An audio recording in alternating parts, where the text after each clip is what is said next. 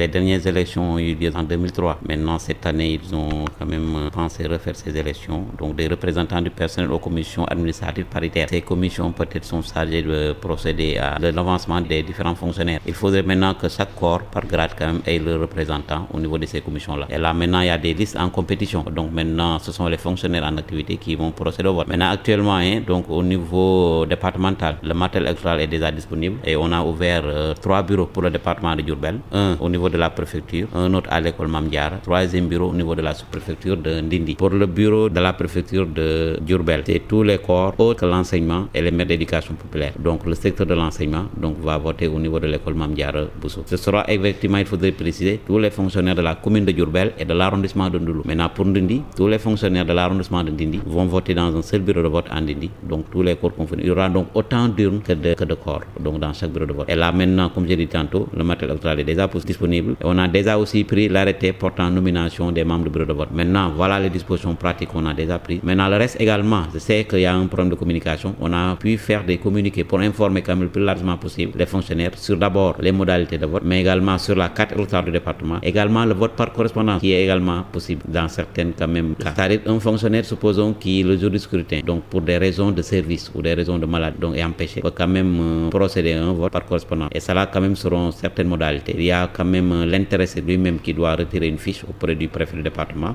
si c'est dans la commune de Diourbel, l'arrondissement de Ndoulo. Et avec cette fiche-là, donc il remplit pour également procéder également à un vote et qu'il l'envoie, je pense, dans une enveloppe au plus tard 48 heures avant le jour du scrutin à l'autorité administrative. Maintenant, il revient à l'autorité de mettre un cachet et de le transmettre le jour du scrutin au président du bureau de vote. Donc c'est ça le vote par correspondance. Mais c'est uniquement pour les fonctionnaires qui, pour des raisons de service ou de maladie, sont empêchés le jour du scrutin. Alors nous, ils pouvaient anticiper et procéder à ce vote par correspondance. Ça, c'est pour les fonctionnaires en activité. Et là, pour voter, il y a 2 moyens d'identification. Il y a d'abord la pièce qu'on exige d'identification. La pièce d'identification peut être un certificat national d'identité, un permis de conduire, bien un passeport. Également, il y a l'attestation de service délivrée par le chef de service que vous devez présenter au niveau du bureau de vote. Et cette attestation-là, donc, va rester entre les mains du président du bureau de vote. Donc là, c'est délivré par le service. Supposons vous prenez le cas, supposons un service départemental des sports. S'il a un agent qui est en activité au niveau de ce service, c'est le chef de service maintenant qui lui délivre cette attestation-là. Et muni de cette attestation et de la pièce d'identification, le jour du vote, il va maintenant au lieu de vote polarisé par son service. Supposons c'est un service départemental des sports. Donc l'essentiel, c'est pas un enseignant. Supposons là, donc ce sera au niveau de la préfecture urbaine qu'il va venir pour voter. Et là maintenant, le vote se fera par corps. Supposons vous êtes dans quel, on te dit que supposons vous êtes dans le corps des éducateurs spécialisés. Il y aura une urne pour les éducateurs spécialisés. C'est dans cette urne-là qu'il faut mettre votre bulletin de vote. Donc c'est ça en un mot, peut-être ce qu'il faut retenir par rapport à ces élections-là.